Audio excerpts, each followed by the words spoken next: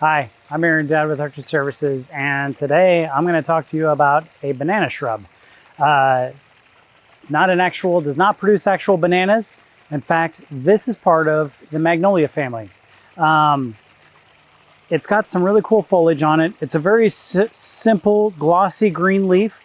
It's evergreen. And this guy here, if you've ever wanted to get a magnolia, but you didn't quite have the room for one, this is one of the smaller varieties.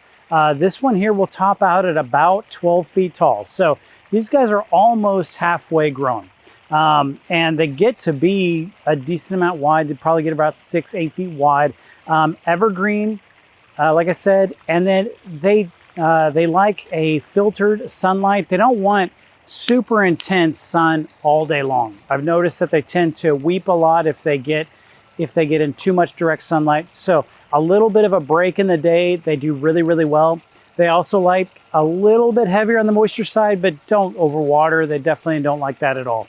They have a really cool flower. It's exactly like what a magnolia flower would look like, but it's only a little bit larger than a quarter. And so this one here is about ready to bloom. It's got little buds all over it. In fact, I've got one here that's kicking off its shell. This is it here before it blooms. I don't have any pods that are open here, but we'll put some pictures up here on the screen for you to take a look at. Very low maintenance. I haven't had to do anything to this guy. I don't recommend hedging it. I recommend that if you need to keep it contained smaller, that you go back further into the canopy and you actually take a larger branch off to keep it that natural wispy shape. It's not going to perform very well if you try to hedge this guy. So hedging meaning you take the clippers and you try to make it into a ball or a box. You want to let it be this natural shape.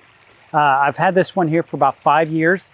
It did freeze back a couple of times in the really hard freezes when we got down to 7 degrees, and when we got down to the teens, it got nipped. But at both times, I didn't have to do anything to it. It just naturally kind of came back on its own.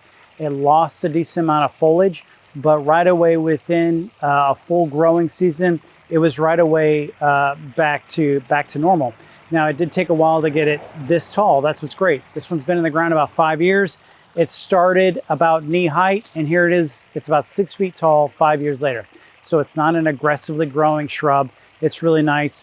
I've seen them even to where you can prune up the canopy some and kind of expose the trunk a little bit the way you would like a crepe myrtle or something like that. So you can kind of see some of that trunk and put some nice lighting underneath it. But it's a great, resilient shrub. No insects or diseases that I've had to deal with here in this location. It's just fun, especially when it blooms. It's a really cool flower. So do something exciting in your landscape today. Thank you.